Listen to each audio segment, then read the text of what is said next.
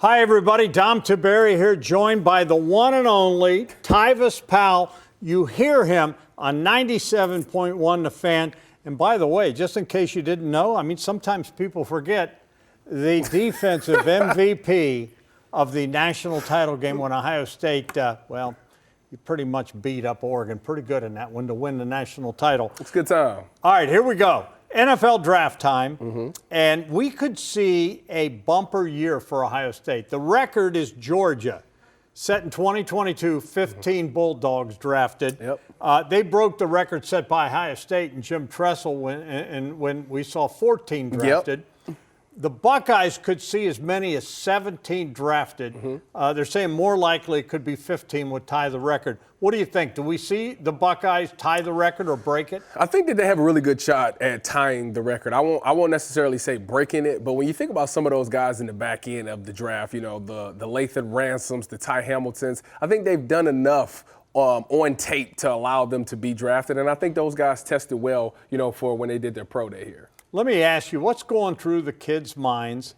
Obviously, you were once a top-notch player, but you did not get drafted. Correct. I'm still amazed. Yeah. The analytics. This young man could play football. If he could be the defensive MVP of the national title game, he could play at the next level, but I don't know. What's going through the kids' minds? Well, obviously, they're thinking about, one, this is the moment that they've been waiting for their entire life. You know, it's so exciting because you don't know where you're going to be. It's like, oh, my goodness, my life is about to change. I'm going to be living in this city. So you're anxious to see where you're going to be. Obviously, it's going to affect your family and things like that, but it's a very exciting time. I tell you what. They don't want anybody to call them during the draft because there's been a lot of people that's pranked them that said, oh, you're going to this city and it's just a prank. Do not call these prospects during this draft. It will be a heart-dropping moment for them. What was it like for you during the draft and then not to hear your name called, and then you did sign as a free agent? Yes. So for me, it was nice for me to see all of my teammates go. You know, you seen the Mike Thomases, the Braxtons. The first round that year was crazy with, you know, having Zeke, Joey, Taylor Decker and Darren Lee and Eli Apple, all of those guys going first round. And I'm like, wow, this is so amazing that I got to share the field with these guys. And obviously we did some great things. For me, you know, I knew going into that day, you know, I was somewhere projected between the third and the fifth round. So day one happened, I was happy for my teammates. When we got to day two, that's the second and third round, I was like, okay, maybe I'll hear my name, maybe we'll see. Once that day went, I was like, all right, well, I know something. No matter what happens on day three, I know I'm going to get a phone call from somebody. And as those rounds went on, you know, it was unfortunate because it was like, man, it started making you think like, did I make the right decision by leaving early? Was I good enough? Or am I not good enough? So you play that mind game. But ultimately, here in Seattle, you know, give me a phone call after the draft, and actually my phone blew up after the draft where I had a bunch of people calling me. I decided to go with Seattle because they were the most interested in me. They actually called me during the draft, and we had a good conversation. So it ended up being a good idea. Hindsight's 20/20. If you had to do it over again, do you come back? And in today's game, where you have NIL money, oh yeah, I mean, take a look at both. If you were today, would you have come back? Absolutely, I would have came back. They do a really good job, especially around here, incentivizing people to come back for another year, and that's guaranteed money. That's a one-year contract, and you're talking about six-figure dollars. So go back to when you made the decision without it. Would you do it again, or do you think knowing what you know? Knowing what I know today, I probably should have stuck around another year. You know, Urban Meyer was very honest with me. He was the one that was like, Tyvis, I don't think you're good enough to go. Told me straight up, I don't think you're good enough to go. And I was like, you know, I just don't feel that way. At that point in my life, I had won a national championship. I had graduated. I was a captain. Like, it was nothing left for me to do here. So I thought it was time for me to close this chapter and move on to the NFL because that was the next thing. And if I knew I wasn't going to get drafted, absolutely I would have came back for another year. But I don't regret the decision at all. I mean, just to be in Seattle and get to learn from the Richard Shermans, the Cam Chancellors, the Earl Thomases, you know, those guys really did help take my game to another level, and it was something I needed for my career. All right, let's talk Bengals and Browns. We'll start with the Browns. I think we can agree, and this young man is still a Browns fan. If they called and said, come try out. I'd run through a brick wall today. Right there. He could still play, Cleveland. Come on. I'm 31. I'm a has-been at this point. Whatever. I wouldn't want to get tackled by you. Hey. This man was a safety. Anyways, let me ask you. They need a quarterback. We can agree they need a quarterback. Yes. And they bring in Joe Flacco, a veteran. Yep. They should have probably kept Joe Flacco around. Yes. He did get him to the playoffs. Yes. I think the Deshaun Watson nightmare is over. Yeah, it's safe to say that. I think it's the owner has come out and when he said that. we've messed up. Yes. This went south. It's not good. He's not the same. They need a quarterback. It does not look like with the second pick of the draft. It does not look like, unless they fool everyone, they're going to take Sanders from Correct. Colorado. It doesn't look like it. They're talking about maybe trading that pick, but they still need a quarterback. And to me, I think take Will Howard. What's there not to like about Will Howard? He's a hard-working guy, a blue-collar player that Cleveland would love. I could see Pittsburgh even too. He's a Pennsylvania guy. Yeah. I don't know. If you were the Browns, if you were the Haslams, if you were Andrew Berry, how serious would you look at Will Howard? I think that Will's in an interesting situation because there is, after number one, after Cam Ward, there's no clear cut who's the second best quarterback in this draft. There's a bunch of push and pull between Jackson Dart, Shedeur Sanders, and even lately Jalen Milroe. So with that being said, if those guys do go in the first round, if all four of those guys go in the first round, I don't think Will's going to be projected as a second round pick, but maybe with Cleveland has 2 third-round picks. Maybe with one of those third-round picks, if they feel like they can get, a better player, for a better position player at 33 and think that Will Howard is good enough to be a quarterback of the future, which he certainly is, they can definitely go that route. So I wouldn't rule that one out. So, but what would you do? What is the Tyvis Powell? You were the MVP. The Yes. Haslams never were an MVP. Yes. Would you take him if you were appointed tomorrow? The head dude of the Cleveland Browns, if you were Andrew Berry tomorrow, Yes. Tyvis Powell, would you draft Will Howard? I would definitely draft Will Howard. Will Howard has shown you from just his career as a Buckeye. So let's take 1 year. What you saw Will do from game one to what you've seen what he was in the national championship is night and day. So it lets you know that this is a guy that understands coaching and he's able to apply it to the field. He's not a fully developed product. You have to have the right coaches in place. Good quarterback coach and a good offensive coordinator. He's not a guy that I would bring in and start week one. I don't think he's there yet. But if you let him sit behind a Joe Flacco and learn some things like that, Joe Flacco obviously is a Super Bowl quarterback as well. Learning some things from him, Will Howard could absolutely be a really good player in this NFL. That's exactly what I said last night, and Tiberi's take. I agree 100%. It would be the perfect, football, Dom. Well, it's the perfect thing because you can let him learn, and everyone goes, well, he could be a late second. If the Browns get him, I would think a third-round pick. He's projected late second, third round. Yep. Let me just say this to you folks. It is inexact, the NFL draft. All the analytics, all the money they spend, and the questions and all that stuff they do over at the combine, and they still think about this. The 2 best quarterbacks, in my opinion, the National Football League has ever had, I believe, were both taken in the 6th round, talking about Joe Montana and Tom Brady. Yeah. I mean, so where's the analytics with those guys? Well, a lot of the times you have to get guys that want to be great, and quarterback is a very tough position to play in the NFL. A lot of it is not even physical. It's really mental. Yeah. You have to be a fierce competitor, and you have to have that fight in you that gets guys to play with you, to play above themselves.